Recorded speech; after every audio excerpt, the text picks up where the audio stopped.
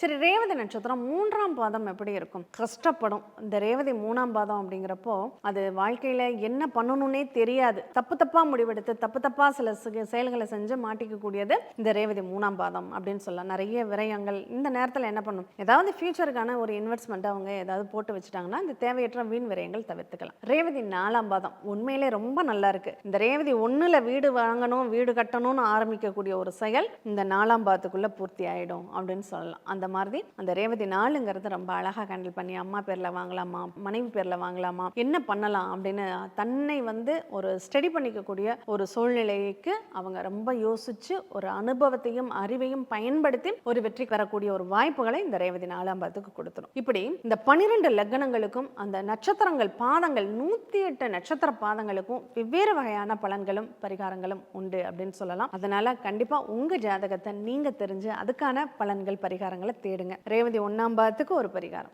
ரேவதி 1ஆம் பாதத்துக்கு என்ன பண்ணணும்?